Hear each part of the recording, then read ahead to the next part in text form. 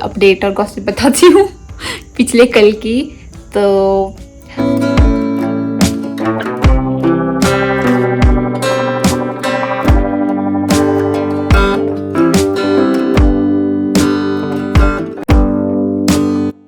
Welcome back to my YouTube channel और एक new video में आपका स्वागत है जो कि मैंने शॉट करी थी इन मंथ ऑफ अक्टूबर और आज अपलोड कर रही हूँ। हेलो एवरीबॉडी, तो अभी हम आए हैं भागसू वाटरफॉल जा रहे हैं और ये शायद मेरा 5वीं बार है, ये 4थी बार। तो बाकी से शूट नहीं किया, बाकी करके बताते हैं।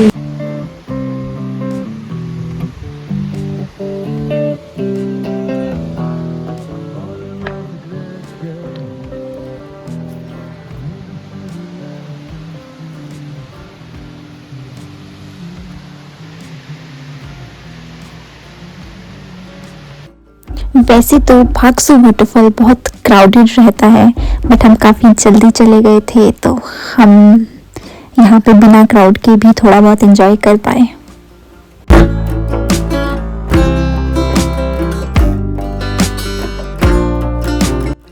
कई बार कुछ देर के लिए बस चुपचाप शांति से बैठना, ठंडे ठंडे पानी में अपने पाँव डालना और एकदम वो ठंडी ठंडी हवाओं को महसूस करना और बहते हुए झरने के पानी की आवाज़ को सुनना खुद में ही बहुत रिलैक्सिंग होता है।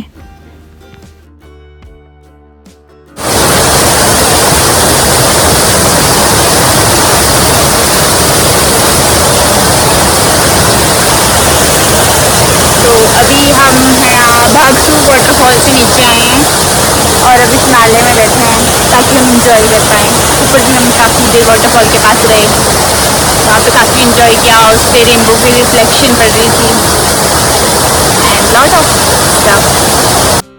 मैं इससे पहले भी धर्मशाला बहुत बार जा चुकी हूँ और अगर आपको शांति में भागसू वाटरफॉल को देखना है तो आपको अर्ली मॉर्निंग जाना पड़ेगा। जैसे जैसे ज़्यादा टाइम होता है वैसे वैसे वहाँ क्राउड बढ़ जाता है और इसीलिए हम वाटरफॉल से नीचे आ गए और इस नाले में बैठ के थोड़ी देर हमने टाइम स्पेंड किया।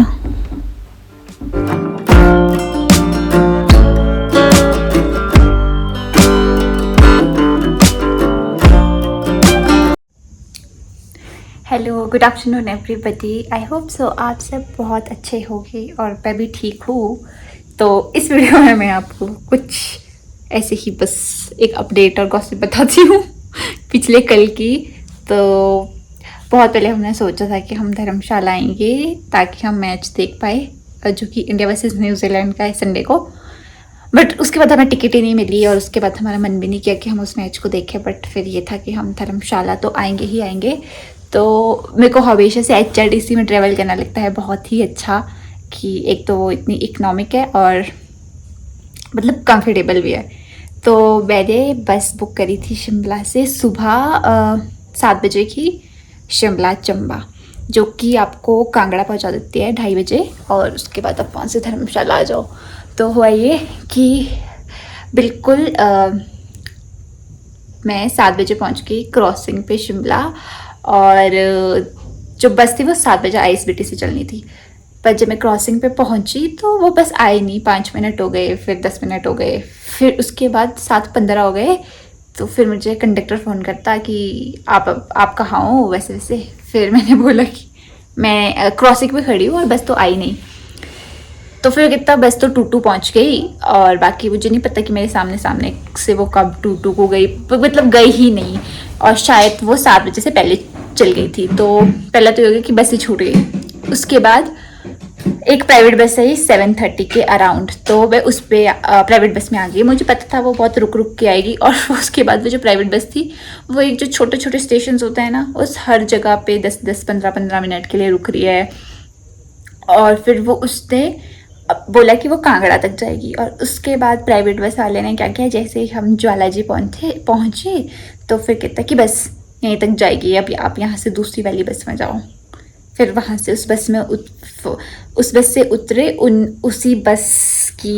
उन्हीं की दूसरी बस थी एक और लोकल बस, उसमें बैठी रही 10-15 मिनट, वेट किया होगा। उसके बाद वो चली। वो लोकल बस थी तो बड़ी स्लो स्लो स्लो स्लो करके उसने 4:30 या 5:30 तक, नहीं 4:30, उसने 4:30 पहुँचाया कांगड़ा। फिर कांगड़ा से मैंने ली धर्मशाला की बस, तो वो थी 4:30, वो वहाँ से चली और उसने 5:30 पहुँचाया। 5:30 से भी ज़्यादा हो गया था, 5:40 हो गया था शायद। 5:40 तक उसने पहुँचाया फिर धर्मशाला। तो इस टाइम इंटरवल में मैंने 3 बसें चेंज कर ली थी और चौथी होनी थी धर्मशाला से भागसू के लिए।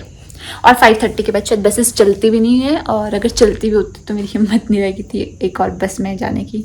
फिर वहाँ से टैक्सी करी, उसने भी लिया होगा आधा घंटे से भी ज़्यादा। तो मैं पहुँचते पहुँचते, बात है कि मैं 6:30 पहुँची अपने स्टे पे।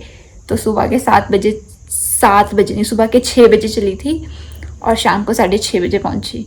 मतलब कि 12 घंटे से भी ज़्यादा का टाइम लगा मुझे शिमला से धर्मशाला पहुंचने में, मतलब अपने स्टे तक पहुंचने में। इतनी हेक्टिक जर्नी थी ना।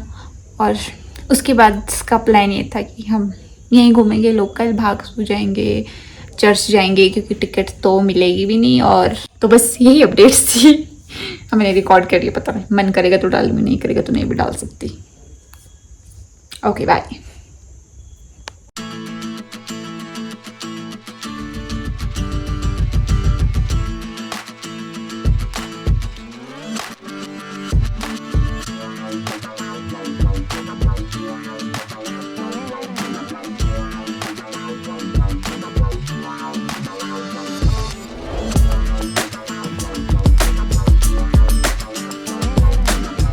सो I went with my friend Ruby, और हमने बहुत पहले डिसाइड किया था कि हम वर्ल्ड कप का जो मैच होगा धर्मशाला में, इंडिया वर्सेस न्यूजीलैंड, वो ज़रूर देखेंगे। बट हमें टिकट्स ही नहीं मिली, मतलब बहुत ही जल्दी बुक हो गई थी वो।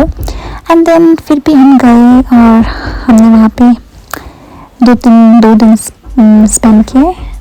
एंड बस वहाँ के जो लोकल प्लेसेस हैं वो हमने दोबारा कवर किए। Monastery, church, Bhagsu waterfall, Naddi, जो कुछ भी लोकल प्लेसेस हैं हम वहीं गए। And then we came back home.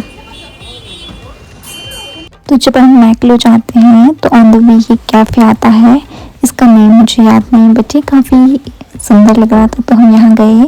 Like पूरी क्रिसमस एंड हॉलीडे वाइब्स दे रहा था ये कैफ़े।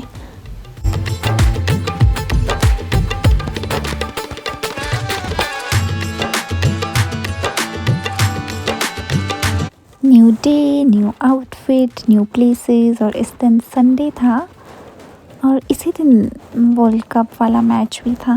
तो इस दिन हम गए पहले डल लेक, देन हम गए नड्डी।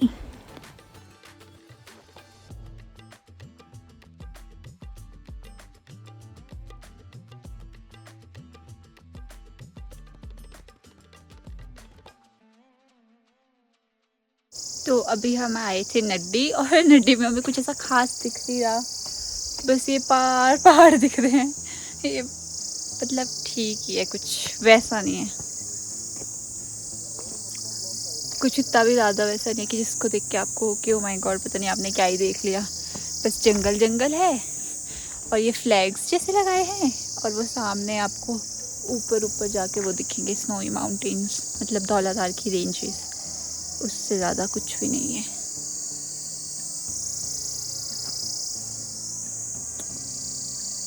लाख गुना बेटर वो डल वाला है, कम से कम हरा भरा तो है, ये तो कतई सूखा है। तो अब हम चलते हैं कुछ और देखते हैं, कितना नड्डी में कुछ और अच्छा मिल जाएंगे। कहाँ आ गए, ये गाना बहुत सूट नहीं हो रहा। चलते चलते देखो ना हम कहाँ। मेडिटेशन सेंटर आए हैं हम, क्योंकि हम इस रास्ते पे आगे जा रहे थे, तो हमने उस लोगों से पूछा कि आगे क्या है, तो उन्होंने कहा मेडिटेशन सेंटर।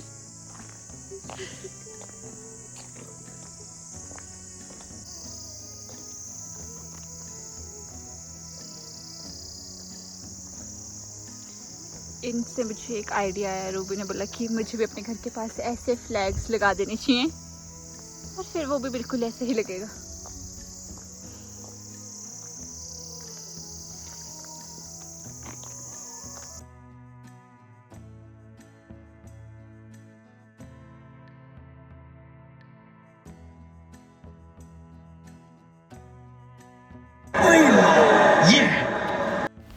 तो इफ़ यू डोंट नो, मैं तो माउंटेन से ही हूँ और मेरे लिए ऐसा व्यू बहुत नॉर्मल है। Like I am very lucky कि मुझे सुबह उठ के देखने को पेड़ मिलते हैं, फ्रेश एयर मिल है, पहाड़ है। तो जब मैं कुछ हाइक करती हूँ ना और फिर मुझे कुछ और अच्छा व्यू दिखता है ना, तो मुझे बड़ा मैजिकल सा फील होता है। But I am from mountains and I will always love mountains. मतलब नेचर तो सारा ही अच्छा होता है, beaches and all, but mountains का जैसा कुछ भी नहीं। तो बैक टू द स्टोरी। तो वापस आते आते भी हमारी बस छूट गई। तो क्या हुआ था कि जब हम गए थे तो मेरी फ्रेंड चंडीगढ़ से आई थी और मैं शिमला से गई थी, और मैं टाइम पे खड़ी थी तब भी मेरी बस छूट गई थी शिमला से। मतलब वो टाइम से पहले निकल गई थी और उसकी भी चंडीगढ़ से बस छूट गई। तो हमने वापस में सोचा था कि विल मेक श्योर कि हम बस नहीं छोड़ेंगे। और जब मैं बुकिंग कर रही थी ना, मैंने 10 या 20 बार देखा कि कौन सा टाइम है, सही टाइम है, वैसे वैसे। तो मैंने शाम की बस बुक कर ली 7 बजे की, जो कि दिल्ली वाली करी मैंने, ताकि वो हमें चंडीगढ़ जल्दी पहुंचा दे नॉन स्टॉप। तो फिर हम चले गए 6 बजे या 6:15 के अराउंड बस स्टैंड, क्योंकि 7 बजे हमारी बस थी। तो जब हम बस स्टैंड गए तो फिर हम ना वहाँ पे गाड़ियाँ लगी हुई, मतलब बसेस लगी हुई थी। तो फिर हमने कंडक्टर को बोला कि बोले बस कितने बजे आएगी। तो उन्होंने हमारी टिकट देखी।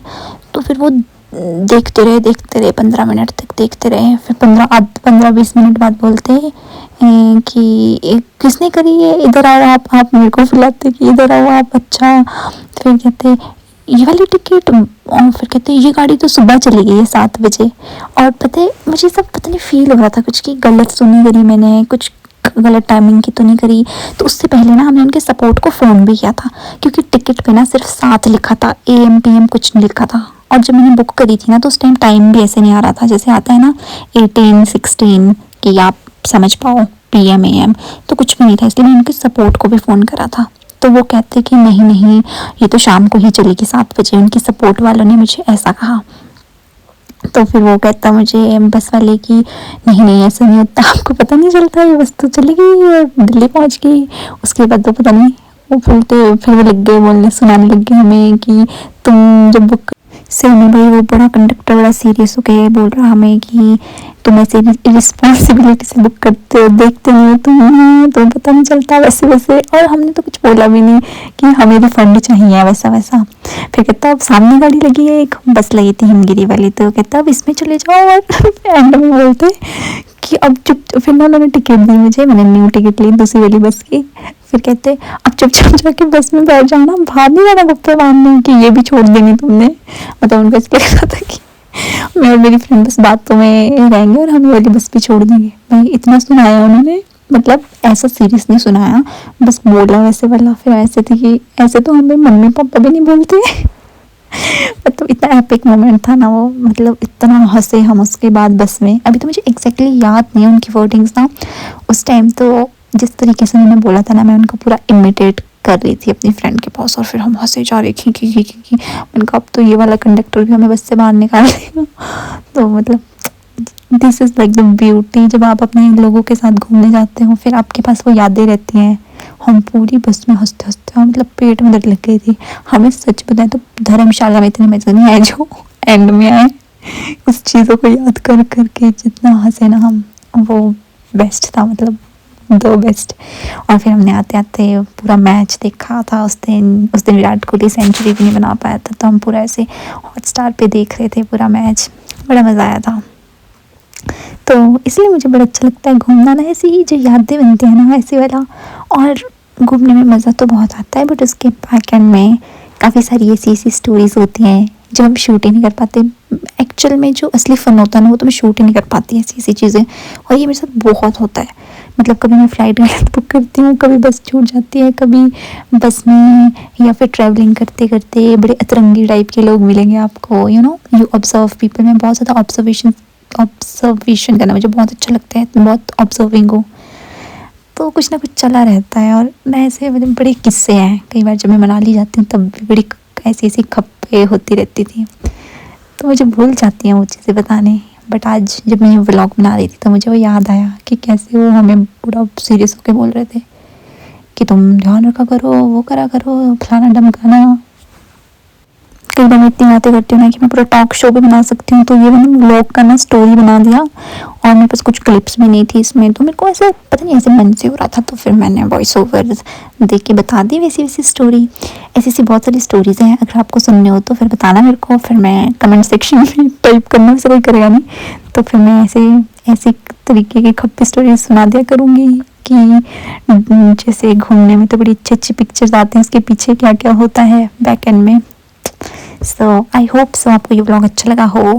वैसे कुछ खास नहीं था ये व्लॉग, मेरे को भी पता ही है, बट फिर भी अच्छा लगा हो तो बताना। मेरे पास वैसे बहुत सारे व्लॉग पड़े हैं, अभी एडिट करूँगी मैं, फिर मैं डालूँगी। बस वो है, मेरे पास लद्दाख वाले व्लॉग पड़े हैं, वो मुझे काफ़ी अच्छे से एडिट करने हैं, तो इसलिए उसके लिए काफ़ी टाइम चाहिए, तो इसलिए मैंने डाल नहीं रही हूँ। बट कुछ ना कुछ तो आता ही रहेगा चैनल पे। Stay tune, bye bye, take care of yourself and be happy, bye bye.